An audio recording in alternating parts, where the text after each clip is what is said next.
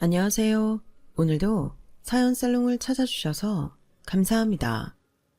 내 나이 벌써 60대가 된 할머니예요. 아직은 할매 아니고 아줌마라고 우기고 싶지만 제 첫째 딸이 중년이 되었고 손주들이 20대네요. 어랏, 나이 계산하다 보니 좀 이상하시죠? 맞아요. 제가 빨라도 너무 빨리 첫째 딸을 낳았죠. 요즘 미성년자들이 아기 빨리 낳아서 나오는 예능 프로도 있던데 제가 딱 그 짝이네요.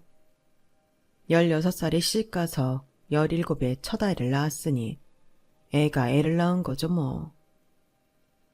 에휴, 다시금 그때를 생각하니 괜시리 눈물이 핑 도네요. 60년 넘게 산전수전 겪으며 살아온 제 인생이 참 서러워서 말이죠. 얼마 전엔 또 한 번 크게 액땜을 하고 말았네요.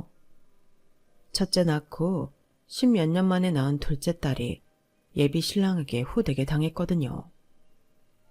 그래도 혼인신고하고 결혼까지 하고 난 후에 안 것보단 그 전에 파토내는 게 낫죠. 당최 뭔 일이길래 막내딸 결혼을 파토냈는지 궁금하시죠? 한편의 영화 같았던 제 인생 이야기를 쭉 들려드릴 테니 굴곡진 삶을 들어주세요. 전 가난하지만 행복했던 산골 마을 작은 집에서 태어났어요. 남의 집 숟가락 개수까지 다 꿰일 정도로 몇 가구 안 되는 작은 동네였는데 제가 태어나고 얼마 되지 않아 마을에 역병이 돌았다네요. 그 동네에 건장한 청년들까지 역병으로 죽어서 안 그래도 적은 수의 인구가 반토막이 났는데 신생아였던 전 꿋꿋이 살아남아 저희 부모님이 엄청 신기하게 생각했다고 해요. 아무리 무서운 역병이 돌아도 안 죽는다는 의미로 제 이름은 김불사가 되어버렸죠. 60여 년 전 이름이라고 해도 여자아이 이름으로는 좀 이상하죠. 저도 제 이름이 마음에 안 들었기에 나중에 김남진으로 개명해버렸답니다. 제가 가수 남진 오빠를 엄청나게 좋아했었거든요. 물론 남자 이름이긴 하지만 팬심으로 개명했죠. 지금도 흑수저들은 여전히 먹고 살기 힘들잖아요. 하물며 10수년 전엔 더 했겠죠. 아무리 쉬는 날 없이 흙먼지 다 뒤집어 쓰며 논밭에서 뒹굴며 이래도 딱 입에 풀칠할 돈만 떨어졌죠. 엄마 아빠 두 분 다 부지런한 분들이셨지만 가난의 굴레를 벗어나긴 참 힘들었어요. 게다가 너무 산골이었기에 전 다니던 초등학교가 없어져 1년을 꿇어야만 했고 중학교도 다니다가 폐교해서 결국 중학교 중퇴의 학력이 되고 말았네요. 그땐 노동력이 곧 돈이었기에 저희 부모님은 제가 학교 가는 것보다 농사일 밭일 도와주는 걸 더 좋아하셨죠. 그게 그때 당시 시골분들의 마인드였어요. 부모님께선 가난했지만 아이를 많이 낳고 싶어 하셨는데 삶이 고단한 탓인지 마음대로 되지 않으셨나 봐요. 첫째 딸인 절 낳고는 무려 15년간 아이가 안 생기다가 제가 16살이 되던 해 아들 쌍둥이를 낳으셨어요. 안 그래도 아들 좋아하던 시골집에서 고추 달린 놈이 한꺼번에 둘이나 태어나다뇨. 집안의 경사이자 마을의 축제였죠. 저 또한 남동생이 둘이나 태어나니 좋더군요. 부모님 힘든 건 생각 안 하고 산으로 들로 계곡으로 갓난아이 안고 놀러 다니자며 부모님과 쌍둥이들을 끌고 다녔죠. 그날도 맑은 여름날이었어요. 옆집 일을 도와주고 크디 큰 수박을 얻어온 저는 신이 나서 부모님께 시원한 계곡에 가자고 졸랐죠. 다 큰 중학생이었는데도 말이죠. 엄마 아빠가 내 생일이라고 사준 꽃신 친구 놀러 가고 싶네. 우리 쌍둥이들 데리고 계곡 가서 수박 먹어요. 옆집 밭일 도와주고 집채만한 수박을 얻어왔다니깐. 나 잘했지? 우리 딸이 집채만한 수박을 받았어. 잘했네. 요새 수박 귀한데. 그래, 네 동생들도 심심해하고 날도 좋으니 더운데 계곡물에 발 담그고 시원하게 수박 먹으러 가자꾸나. 그렇게 저와 엄마가 쌍둥이 동생들을 하나씩 들쳐업고 아빠가 짐을 지고 계곡으로 놀러갔어요. 우리 식구가 깊은 계곡물에 발을 담그자마자 맑았던 하늘이 언제 그랬냐는 듯 갑자기 먹구름이 끼더니 소낙비가 내리기 시작했어요. 엄청난 속도와 양으로 비가 내리자 계곡물은 순식간에 불어나더군요. 맑고 청아하게 느껴졌던 계곡은 이내 시커먼 악마가 되어 우리 식구를 집어삼키고 말았죠. 얼른 빠져나오려 발버둥을 쳤지만 전 발을 헛디뎌 물속으로 빠지게 되었고 아빠가 잠수에 제 몸을 들어 올려줘서 가까스로 밖에 나무를 잡고 버틸 수 있었죠. 그런데 아빠가 물속에서 나오지 못하고 버둥대고 있자 안 되겠는지 엄마는 나무를 붙잡고 서 있던 채게 본인 등에 엎여있던 쌍둥이 동생을 맡기고는 아빠를 구하러 들어갔어요. 그때 급속도로 흘러가던 큰 나뭇가지에 엄마가 머리를 맞고는 쓰러졌고 계곡물에 그대로 휩쓸려가고 말았죠. 여전히 물속에서 나오지 못한 아빠도 엄마와 함께 휘리릭 눈앞에서 사라졌어요. 저라도 물속에서 입수하여 부모님을 꺼내고 싶은 심정이 굴뚝 같았죠. 내 눈앞에서 단 몇 초 만에 엄마 아빠가 떠내려가자 정신이 하나도 없더군요. 엄마 아빠, 야 미친 하늘아, 비 좀 그쳐라. 우리 엄마 아빠 다 죽는다. 어떡해, 나 몰라. 살려주세요. 우리 엄마 아빠 좀 살려주세요. 쌍둥이들아, 우리 이제 어쩌면 좋니? 동생들도 제 품에서 너무 놀라서 세상이 떠나가라 울고 있었죠. 다행인지 어쩐지 몇 시간 뒤 하산하던 등산객 무리에 의해 저와 저한테 매달려 있던 쌍둥이 동생들은 구조되었어요. 엄마 아버지는 저 아랫마을에서 개울가에서 싸늘한 시체로 발견되고 말았죠. 다 제 탓인 것만 같았어요. 엄마 아버지요. 내가 계곡에 놀러 가자고 하지만 않았어도 이런 일은 벌어지지 않는 건데 내가 미친년이지. 내가 살인자야. 엄마 아빠, 나랑 동생들은 앞으로 어떻게 살아가요? 그날의 강한 비와 홍수에 사고로 죽은 사람이 저희 부모님 말고도 그 마을에 3-4명이 더 있었기에 합동 장례식을 치렀죠. 마음 같아선 나도 저 관짝에 들어눕고 싶었어요. 부모님 없인 살아갈 용기가 안 났거든요.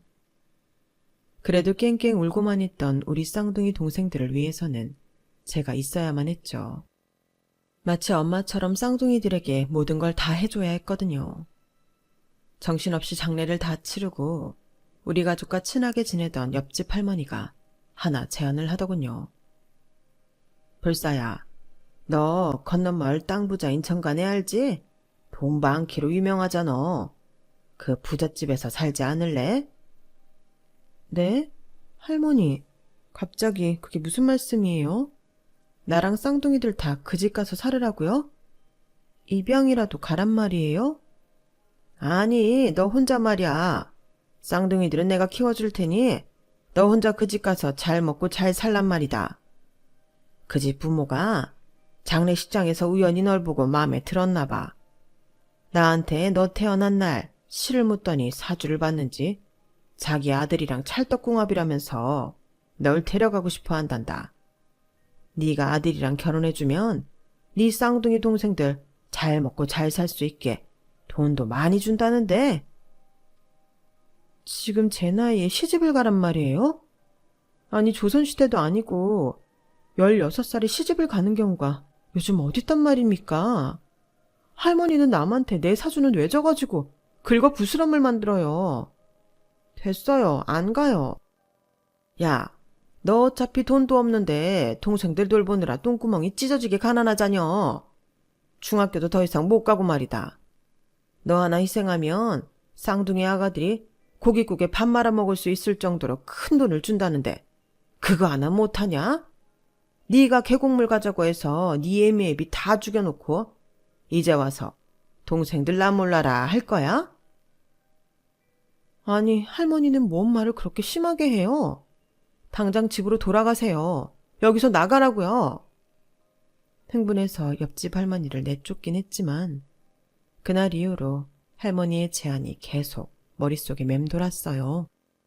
나 하나만 희생하면 우리 쌍둥이들이 따순밥에 고깃국 먹으며 호강할 수 있다니 까지 시집 가버릴까? 하는 생각이 떠나질 않았죠. 며칠 후 할머니의 제안을 수락했고 일은 일사천리로 진행되었어요. 제 나이 16살에 이름도 얼굴도 모르는 건너마을 남자한테 시집을 가게 된 거예요. 결혼식 날 처음 남편을 보게 되었는데 키는 150이나 될까 말까? 아주 왜소한 사람이었어요. 그날 알게 된 사실인데 몸이 아주 허약해 다 죽어가게 된 아들과 제 궁합을 봤는데 점쟁이가 저와 결혼하면 아들 생이 연장되어 70살까지는 무병장수할 수 있다고 했다더군요. 근데 그 점쟁이가 돌팔이었나 봐요. 저와 결혼해서도 남편은 어째 시들시들 맥을 못 추더이다. 시모는 구박을 하기 시작했죠. 야, 널 돈 주고 사기 위해 얼마를 투자했는지 아냐? 네가 우리 아들하고 결혼하면 아들이 무병장수에 살 수 있다고 해서 거금을 들여 데려왔건만 어째 우리 아들 건강이 더 나빠지냐? 밤에 너무 기 빨아들이지 말아라. 내 아들 참는다. 어머님, 남편이 저 허약한 몸을 이끌고 맨날 시내로 나가 외박하고 밖으로만 도는 거 다 아시면서 제 탓을 하시나요? 제가 무슨 흡혈귀도 아니고 남편 귀를 빨아들인다고 자꾸 구박하시는 거예요? 백날 첫날 그런 말 듣는 것도 지겹다고요. 시댁살이가 버거웠던 이유 중 또 하나는 증조 할머니까지 총 17명이나 되는 집의 살림을 저 혼자 거의 다 해야 했다는 거예요.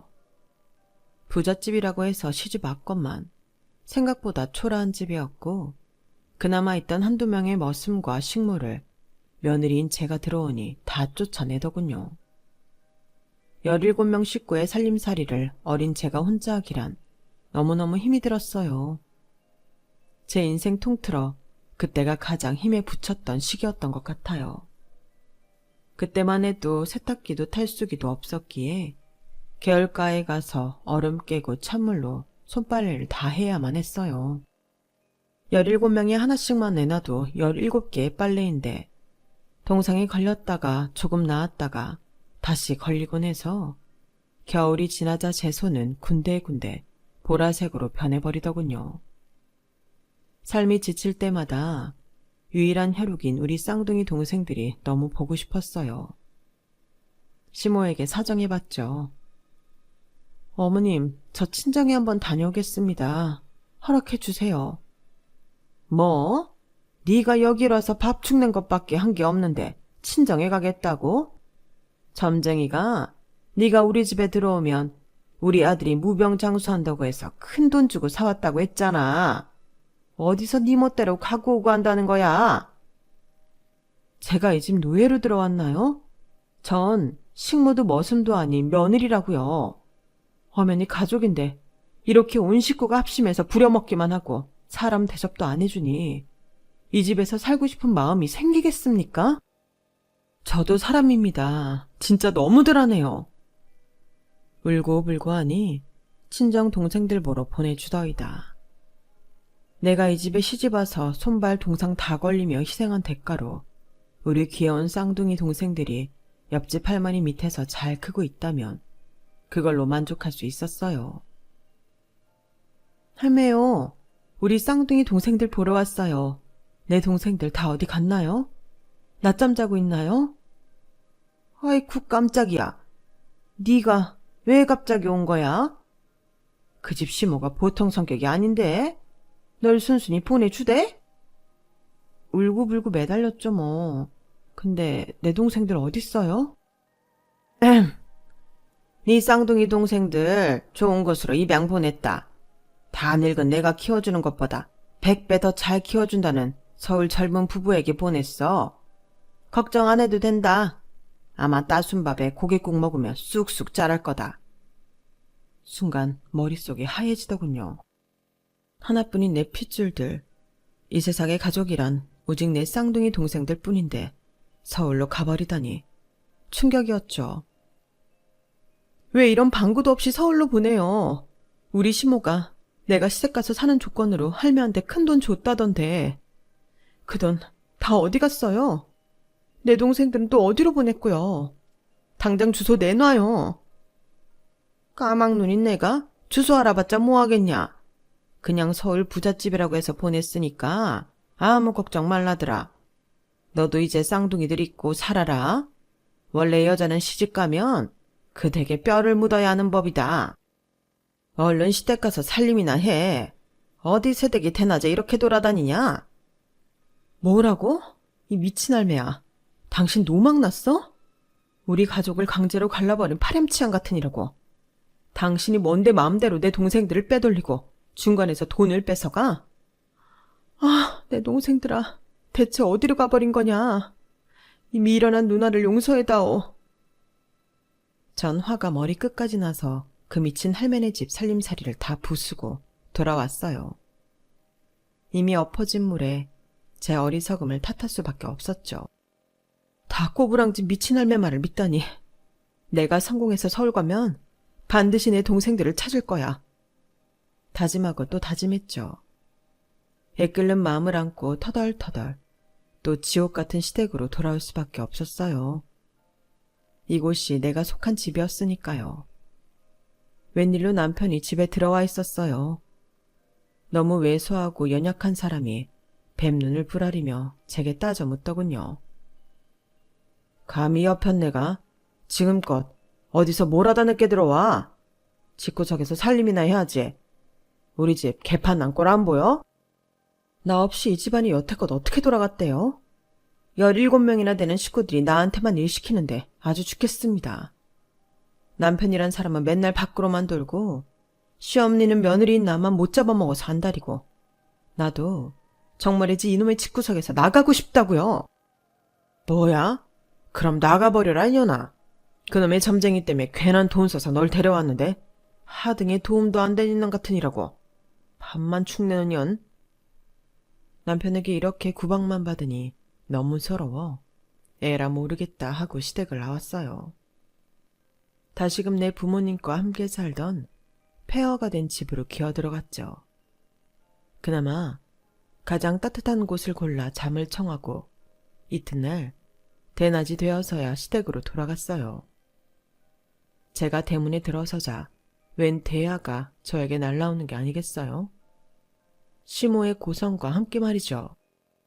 와장창 다 깨지는 소리가 나더니 야 이년아, 너 때문에 우리 아들이 죽었다. 네가 잔소리하고 나가는 바람에 우리 아들이 열받아서 술집 찾아 나섰다가 발을 헛디뎌 큰 바위에 머리 부딪히고 뇌진탕으로 죽었다고. 다 니년 때문이다. 아이고 내 팔자야. 이 내 아들 잡아먹은 년 같으니라고. 당장 내 눈앞에서 사라져. 네가 있으면 필시 우리 집까지 잡아먹을 게 뻔하다. 내 아들, 불쌍한 내 아들아. 너무도 허무하게 전 시댁에서 쫓겨나고 말았어요. 남편 시신 한번 못 본 채 큰 잘못이라도 한 듯 간단한 짐만 대충 싸서 얼른 나가야 했죠.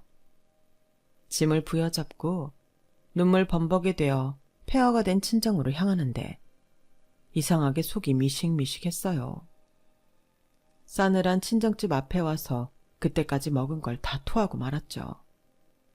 상황이 상황인지라 체하든지 말든지 상관도 안 하고 얼른 집을 다시금 사람이 살 수 있는 공간으로 치워야 했어요. 그렇게 정신없이 치우고는 산에서 나무 몇 개를 해와 장작불을 지피고 몸을 녹였죠. 몸이 따뜻해지자 또다시 구토가 시작되었어요. 이상하다. 왜 이러지? 생각해 보았더니 생일을 할 날짜가 지났는데 안 하고 있더군요. 설마란 생각도 있었고 무섭기도 해서 병원 가기를 미루고 있다가 그 후로 점점 아랫배가 단단해지더니 점점 불러오더군요. 임신이었어요. 남편 죽은 날 임신 사실을 알게 된 사람이 과연 몇이나 있을까요? 그냥 모든 게 무섭더군요. 돈 벌 줄도 몰랐기에 그때까지 먹는 건 산에서 나물이나 대충 캐서 익혀서 먹고 살았는데 더 이상은 안 되겠더라고요. 그래, 내 아기는 내가 지켜야지. 돈을 좀 모아서 아기 키울 대비를 해야겠다. 읍내까지 나가서 구인 광고가 나온 신문 하나를 얻어왔어요. 시골집에서 버스를 타고 가면 닿는 곳에 교도소가 있었는데 그곳 직원 식당에서 아줌마를 구한다더군요. 아직 배가 많이 나온 건 아니니 어벙벙한 옷을 입고 임신 사실을 숨기고는 교도소 직원 식당에 취직했죠. 물론 이력서 안에 나이도 20살이라고 적었어요. 실제 나이와 임신 사실을 숨긴 채 일하는 것이니만큼 남들보다 더 열심히 일했어요. 혹시나 비밀이 밝혀져서 잘릴까 봐요. 그렇게 난생 처음 월급이라는 걸 따박따박 받아봤네요. 나와 내 아기가 살 수 있는 토대가 마련되고 있다는 사실에 감사하고 또 감사했죠. 하루 두 끼 정도 먹는 걸 제외하고는 한 푼도 안 쓰고 다 모았어요. 통장 잔고를 볼 때마다 뿌듯하더군요. 그렇게 열심히 하는 절 보고 한 신입 교도관이 관심을 갖기 시작했어요. 보통 체격인 남자 교도관이 제가 배식하는 반찬을 먹고 또 와서 또 먹고 또 오고 반복하더군요. 음식을 잘 드시나 봐요. 매번 참 잘 드시네요. 체하는 한이 있더라도 불사시에 한 번이라도 더 벌어 계속 먹는 거죠. 언제 퇴근하세요? 저랑 비슷하신 것 같은데 이하 빵집에라도 가서 제가 빵 사드릴게요. 저도 그 사람이 참 순박해 보여서 싫지 않았지만 제 뱃속엔 다른 남자의 아이가 자라고 있었기에 그 사람의 마음을 받아줄 순 없었어요. 이건 비밀인데 전 곧 떠날 사람이에요. 돈 벌기 위해 윗분들한테 말씀 안 드리고 열심히 일하는 것 뿐이에요. 혹시라도 저한테 관심 두지 마세요. 제 사정 아시면 정 떨어지실 거예요. 어디로 멀리 떠나시나 봐요. 지금 불사씨 옆에 다른 남자가 있는 건 아니잖아요. 그거면 됐어요. 저한테 마음 열릴 때까지 기다릴 거예요. 이따 빵집에서 꼭 한번 만나서 1대1로 대화 나누고 싶어요. 교도소 앞에서 기다릴게요. 전 안 되겠다 싶어 그날 빵집에서 신입 교도관인 박수찬, 이 남자에게 모든 사실을 털어놓았어요. 사별한 남편과 당일 알게 된 임신 사실, 시댁에서 쫓겨나서 나 혼자 살고 있기에 출산하기 전까지 돈을 조금이라도 더 모아야 한다는 당시 제 상황까지 거짓없이 다 털어놓았죠. 제 나이까지 말이죠. 그리고는 고개를 푹 숙이고 하염없이 울었어요. 제가 겪어온 이야기를 하면서도 제 인생이 너무 가여웠거든요. 한참을 울다 제 앞에 앉아있는 그 남자를 보니 눈이 시뻘개져서 같이 울고 있더군요. 그냥 내 이야기에 공감해준 것 같아 고마웠어요. 하지만 이젠 더 이상 날 찾지 않겠지라고 생각하며 자리를 뜨려고 했죠. 잠깐만 앉아봐요, 불사씨. 아직 20살도 안 됐는데 너무 많은 걸 겪어왔네요. 나도 홀어머니 모시며 어렵게 살아왔지만 나보다 어린 불사씨가 산전수전 다 겪은 걸 생각하니 너무 불쌍하네요. 일단 내가 불사씨와 아이를 3년간 잘 키워줄게요. 그대가 20살 되는 날 우리 혼인신고하고 결혼합시다. 그는 아이를 출산하는 날도 함께 있어 주었고 혼자 아기를 키우는 날 위해 키다리 아저씨처럼 물심양면으로 도와줬어요. 너무 송구스러워 거절하고 또 거절했지만 매달 자기 월급의 일정 금액을 떼어 저에게 붙여주었어요. 그 금쪽 같은 돈으로 전 아이를 키우며 혼자 살 수 있었고 어느새 우리 아이는 수찬 씨를 아빠로 알며 자라고 있었죠. 우린 제가 20살이 되던 해 자연스레 살림을 합치고 혼인신고를 했어요. 그 3년의 기간 동안 그 남자는 내 남편이자 아빠이자 엄마 역할을 다 해주었어요. 지금 생각해도 참으로 고마운 사람이죠. 그렇게 고마운 사람과 혼인신고 전에 중요한 상견례 자리가 있었어요. 남편과 전 시부모가 거지 같은 사람이었기에 제겐 아직도 시댁 트라우마가 심하게 남아있었고 새로운 시모를 만나는 자리에서 손이 벌벌 떨릴 정도로 긴장하고 있었죠. 그런데 너무도 천사 같은 미소를 장착하고 허리가 구부러진 노인분이 내게 걸어오시더군요. 제 손을 덥석 잡으며 말했어요. 아유, 섹시해. 섹시해. 예쁜 섹시가 그런 모진 인생을 살아왔어 그래. 내 마음이 다 아리는구먼. 이 아이가 그 예쁜 미연이라는 아이로구나. 이제 앞으로 나에게 친할머니라고 부르렴. 우린 한 가족이니까 말이다. 라는 말과 함께 제 딸아이까지 꼭 안아주시더군요. 저희 첫째 딸도 좋았는지 시모 품에 안겨 애교까지 부리더군요. 가슴이 뭉클했어요. 남편 딸이 아닌 걸 다 알고 계시면서도 저렇게 잘해줄 수 있다니 제 친부모님같이 느껴지더군요. 어머님, 진작 찾아뵀어야 하는데 죄송합니다. 제 딸한테까지 이렇게 잘해주셔서 감사해요. 고맙습니다, 정말. 초혼이었던 남편에 비해 그때 당시 저의 상황이 너무 비루하다고 느껴져서 자신이 없었는데 남편과 시모가 잘해주니 몸둘 바를 모르겠더군요. 결혼식은 생략하고 혼인신고하며 함께 살았죠. 그 후로 몇 년간 시모를 모시고 살며 진정한 가족의 정을 느낄 수 있었어요. 가난한 집이었기에 시모에게 아이를 맡기고 저도 일자리를 찾아 다시금 일해야 했어요. 몸은 고단했지만 마음만은 풍요로운 때였던 것 같네요. 시모가 기역자로 꺾인 몸을 하시고는 웬만한 살림을 다 해주시려고 노력하셨거든요. 맞벌이하는 저희 부부 피곤할까봐 주말이면 깨우지도 않고 말이죠. 진짜 천사가 따로 없었죠. 그렇게 구름 위의 삶을 한 2년 정도 살았나? 이제 돈도 조금 모아놨으니 슬슬 둘째를 갖기 위해 노력하고 있었어요. 이 사람의 아이를 꼭 낳아주고 싶었거든요. 그런데 운명은 절대 계획대로 되지 않더군요. 그렇게 순둥순둥 하셨던 시모가 눈빛이 흐려지더니 완전히 다른 사람으로 변하고 맙니다. 그날도 시모와 저 딸, 이렇게 셋이 목욕탕을 가려던 참이었어요.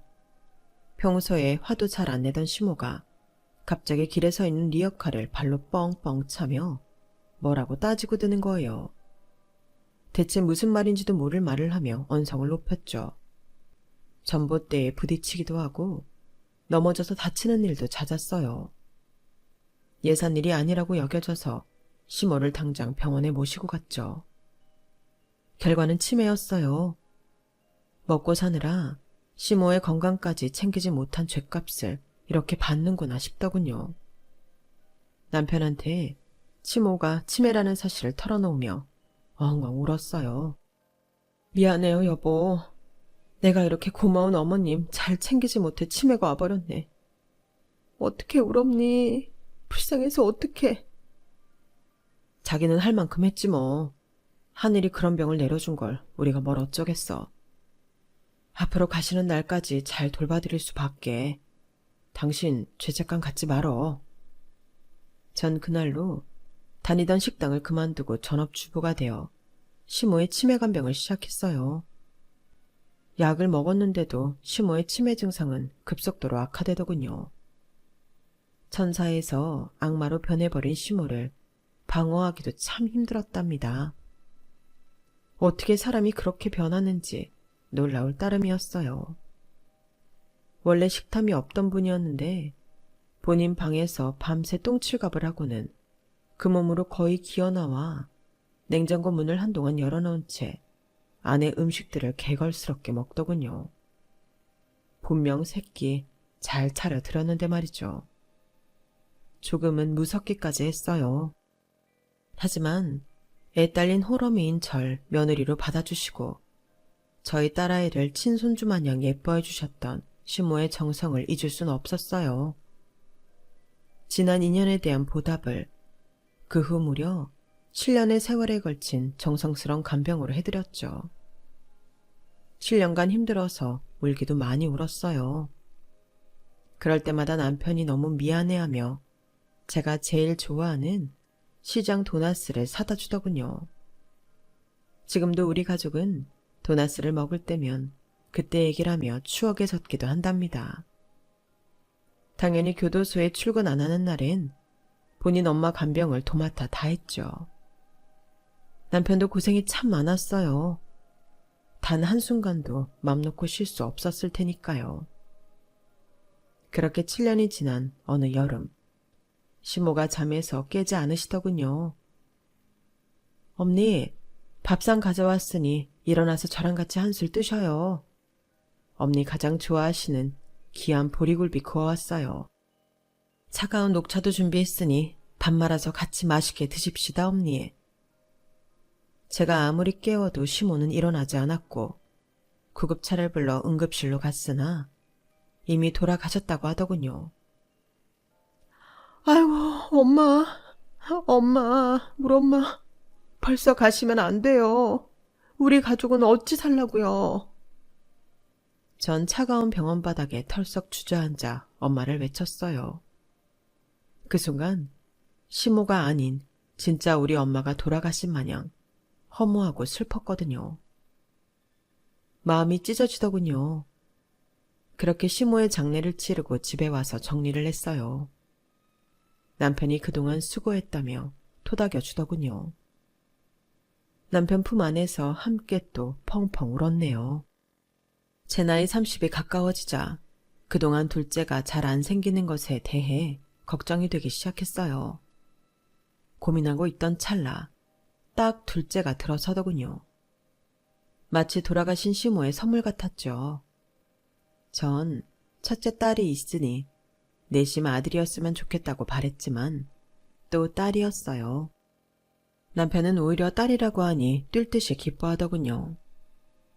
딸 부자 아빠 되니 너무 좋다. 우리 여보 최고야. 아기 태어날 때까지 아무것도 하지 말고 조심, 또 조심 알지? 그런 지가 엊그제 같은데 어느덧 큰딸은 성인이 되어 공부도 열심히 해서 공무원이 되었고 사위도 같은 직장에서 만난 공무원이었어요. 뭐든지 평범하기가 참 어려운 법인데 별 탈 없이 잘 자라준 첫째 딸이 지금도 너무 고맙네요. 첫째를 제 나이 17살에 낳고 둘째를 31살에 낳았으니 둘의 나이 차이는 14살이었죠. 둘째가 갓난아이일 때 이미 첫째는 중학생이었으니 정말 엄마처럼 둘째를 잘 보듬어주고 키웠어요. 그런데 차분한 첫째와는 달리 둘째는 워낙 응석바지로 자라서 그런가 사고를 좀 많이 치며 천방지축으로 자라더군요. 여자아이라 더 걱정이 됐어요. 팔랑귀에 나쁜 친구들에게 잘 속아 넘어가기 일쑤였고 외모도 객관적으로 괜찮으니 늘 주변에 남자애들이 꼬이더군요. 그래도 대학교 잘 졸업하고 어린이집 교사가 되어 적은 월급이지만 꼬박꼬박 저축도 하더군요. 그렇게 잘 자라준 것이 천만 다행이라고 생각했어요. 어느덧 둘째 딸이 30이 되어 결혼할 남자가 생겼다고 하더라고요. 그동안 부모의 간섭이 싫어 남자친구 얘기도 잘 안 하던 막내가 저렇게 당당하게 말하는 걸 보니 진짜 시집갈 남자가 생겼나 보다 했죠. 우리 미래가 드디어 엄마 아빠한테 남친 공개를 하는 거야? 근데 결혼까지 생각한다고? 대체 어떤 남잔데? 청담동 사는데 나이는 나보다 8살 많은 38살이고 부모님 투자사업 물려받으려고 경영 수업 중이에요. 또 본인 거라며 강남에 유명 매장이 새 들어있는 건물 보여주는데 건물 시세가 무려 780억이라네요. 투자회사 운영하는 만큼 현금도 엄청 많다고 하더라고요. 완전히 백마탄 왕자님이죠? 엄마 아빠, 나 강남 사모님 되게 생겼어요.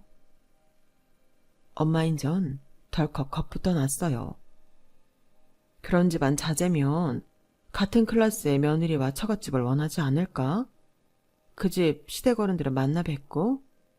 당연하죠. 두 분 다 미국에서 박사까지 따신 분들이고 사업도 오래 하셔서 오히려 영어가 편하신 분들이더라고요. 교양과 기품이 넘치고 저도 며느리로서 굉장히 마음에 들어 하셨어요. 아 참, 남친이 이거 엄마 아빠 선물이라며 전해주래요.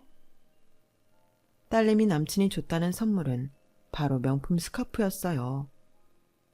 애들 아빠한테 준 건 명품 벨트였고요. 이게 뭐야? 헤르메스? 아니 엄마, 에르메스라는 제일 비싼 명품 브랜드예요. 아, 불쌍한 우리 엄마. 명품도 잘 모르시는구나. 나야 뭐 루이비통 정도만 알지 딴 건 몰라. 이런 게 얼마나 하는데. 잘 모르긴 해도 수십만 원이겠죠? 아, 이깟 천대기 한 장에 수십만 원이라고? 나 부담스러워서 싫어. 도로 갖다 줘. 에이 엄마, 도로 갖다 주면 더 없어 보이죠? 그냥 해요. 아빠도 벨트 그냥 차고 다니세요.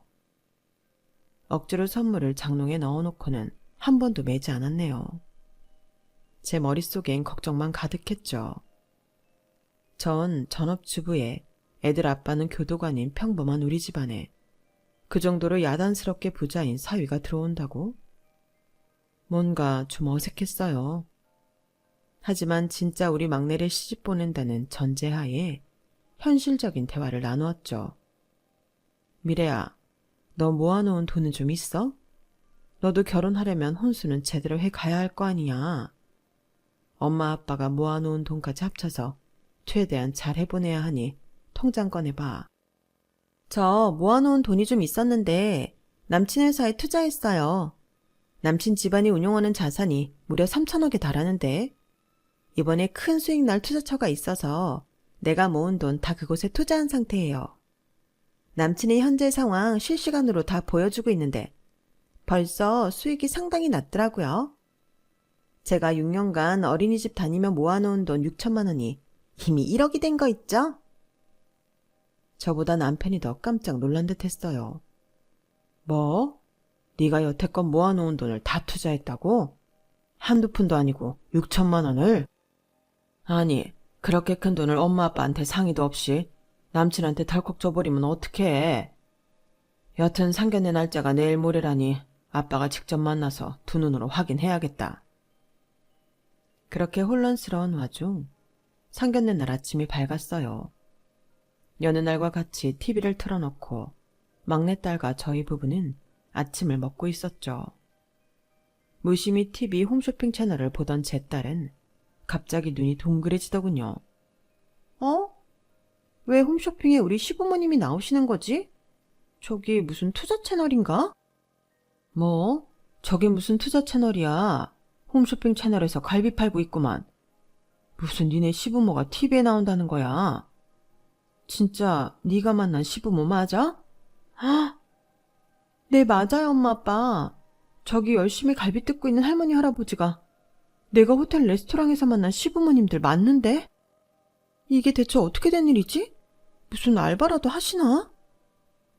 전 순간 얼음이 돼서 한마디도 못하고 있었고 교도관인 남편은 흥분해서 딸에게 따져 물었어요. 야, 수천억 자산가가 홈쇼핑 채널에서 갈비 뜯는 알바를 왜 하냐? 상견례 시간 좀 앞당겨봐. 여기서 괜히 결혼 파토 내면 우리 딸 돈 다 갖고 참석할 수 있으니 최대한 자연스럽게 상견례 자리에 가자고. 그렇게 우린 저녁이었던 상견례 시간을 점심으로 당겨서 하기로 했어요. 두근거리지만 비장한 마음으로 상견례 장소로 향했죠. 예비사돈의 식구들은 멀리서부터 고상한 척하며 우리에게 다가오고 있더군요. 시부모들은 TV 홈쇼핑에서 봤던 무명 배우인지 뭔지가 맞았어요. 부동산만 780억짜리 갖고 있다던 38살의 사위가 우리에게 인사하더군요. 어머님 아버님, 미래와 결혼을 약속한 김유람이라고 합니다. 만나 뵙게 되어 반갑습니다. 저의 얼굴을 제대로 확인도 안 하고 90도로 인사하는 예비사위에게 남편은 냅다 육두문자로 욕을 하더군요. 야, 이 새끼야. 뭐? 김유람? 너 김철돌 맞지? 네가 38살이라고? 내가 너 교도소 들락날락거리는 거 본 게 몇 번이고. 네 나이 신상 다 아는데 어디서 사기를 쳐먹어? 너 올해로 50살 쳐먹었잖아. 사기 전과 11범이고 말야. 이 미친 새끼가 감히 내 막내딸을 건드려? 너 잘 걸렸다. 다시 콩밥 좀 먹어봐라. 딱 기다려. 아는 경찰하고 검사 형님들한테 전화 좀 하게. 박수창 교도관님. 아니 이럴 수가? 니네 아빠 교도관이었어? 왜 진작 말 안 했어? 교도관도 공무원이니 그냥 공무원이라고 말한 거지. 그러는 오빠는 본명이 김철도래. 50살 먹었어? 재산 가족도 다 사기였어? 내 돈 6천만 원 돌려내. 내 피 같은 돈. 엄마, 아빠, 이 사람 좀 어떻게 해봐요. 분위기 파악하고 슬금슬금 내빼려는 그 연기자들까지 못 가게 딱 잡았어요. 그 사람들은 아무리 알바라지만 그 사람들도 똑같은 사기꾼들이라고 생각했기 때문이죠. 교도관 생활을 오래 해서 형사계 인맥이 넓은 남편 덕분에 그렇게 예비사의 사기꾼은 바로 깜빵으로 직행했죠. 다행히 우리 딸 돈 6천만 원은 아직 쓰지 않고 그 사기꾼 통장에 고스란히 있어서 다 돌려받을 수 있었고요. 송충이는 솔잎을 먹어야 하는 법인데 팔랑귀인 우리 막내딸이 된통 당해버렸네요. 진짜 그놈이랑 결혼까지 했다고 생각하면 등골이 서늘합니다. 우리나라는 사기죄에 너무 간대해서 그 사기꾼 놈 징역도 얼마 안 나왔는데 사회에 나와서 또 여러 사람들에게 사기쳐 먹지 않을까 우려되네요. 요즘 100세 시대라는데 60대임에도 아직 건강한 제가 앞으로 인생을 살면서 또 어떤 일이 닥칠지 모르겠습니다. 애들 다 잘 키워서 취업까지 시키고 제 할 몫은 다 했다고 생각하는데 딸내미가 사기 결혼까지 당할 뻔하니 세상이 좀 두려워지네요. 하지만 산전수전 공준전까지 다 겪은 저이기에 어떤 일이 일어나도 잡초처럼 다시 일어나야겠죠. 인생 한 번 사는 거 저처럼 드라마틱하게 사는 것도 심심하지 않은 것 같습니다. 그저 무탈한 게 최고인 것 같아요. 여러분도 무탈하게 하루하루 소소한 즐거움을 느끼면서 사시길 바라겠습니다. 어떤 일이 벌어지든 간에 그럼에도 불구하고 살아야 하는 게 인생 아니겠습니까? 모두들 건강하고 행복하게 사시길 빌겠습니다. 여러분, 사연 댓글에 응원과 현명한 조언 부탁드려요. 좋아요와 구독은 저에게 큰 힘이 됩니다. 오늘도 좋은 일 가득하세요.